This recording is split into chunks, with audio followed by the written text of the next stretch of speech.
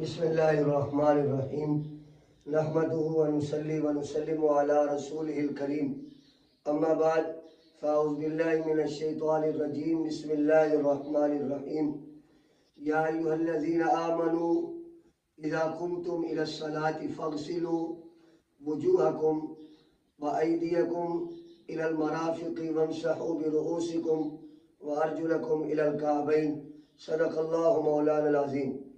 سامعین و حاضرین، السلام علیکم ورحمۃ اللہ وبرکاتہ۔ جو میں نے آپ کے سامنے آیت مبارکہ پڑھنے کا شرف حاصل کیا ہے، اس میں اللہ رب العالمین نے وضو کا جو فرض ہے، فرائض وضو اللہ رب العالمین نے بیان فرمائے۔ یا ایھا الذین آمنوا، اے ایمان والو، اذا قمتم الی الصلاۃ، اور جب تم نماز کا ارادہ کر لو، نماز کے لیے کھڑے ہونے کا، تو فاغسلوا وجوہکم، پہلے اپنا چہرہ جو ہے وہ صحیح دھو لو، یعنی چہرہ سر کے بالوں سے لے کر اور ٹھوڑی کے نیچے تک، اور ایک کان کی لو سے دوسرے کان کی لو تک جو ہے یہ چہرہ ہے۔ تو پہلا فرض ہے چہرہ دھونا، اور دوسرا ایدیکم الی المرافق، اپنے ہاتھ جو ہے وہ کونی سمیت دھونا، یعنی کونی بھی ساتھ دھو لینا، یہ فرض ہے، دو فرض۔ اور تیسرا اللہ رب العالمین نے فرمایا کہ سر کا مسح ہے، اور چوتھا فرض ارجلکم الی الکعبین، اپنے پاؤں کو دھونا ہے ٹخنوں سمیت۔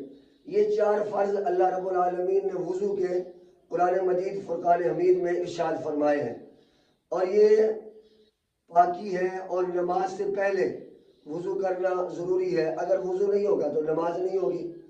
اور وضو کے اندر چار فرض ہیں جو میں نے ابھی آپ کو بتائے، اور جب انسان وضو کر لیتا ہے اور اگر وضو کی حالت میں موت آ جائے تو شہادت کی موت ہوتی ہے، اور وضو آدمی اگر کر کے سو جاتا ہے تب بھی اس کے لیے ثواب ہے، اگر کہیں کام پہ جا رہا ہے نیک کام کے لیے تب بھی وضو کر لے تب بھی ثواب ہے۔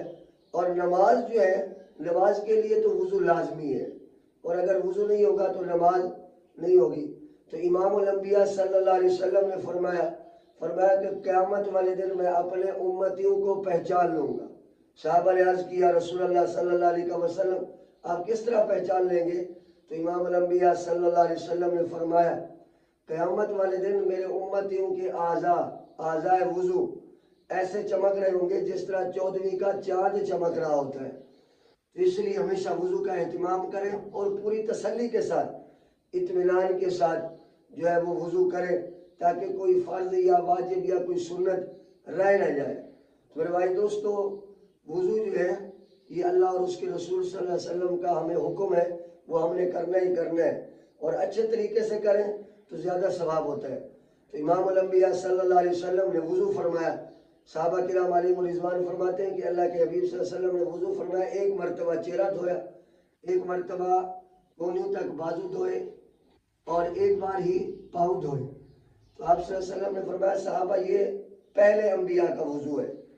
اور پھر اللہ کے حبیب صلی اللہ علیہ وسلم نے دوسری بار 2 بار چہرہ دھویا، 2 بار کونی سمیت بازو دھوئے، اور 2 بار ہی پاؤں دھوئے۔ فرمایا یہ بھی پہلے انبیاء کا وضو ہے۔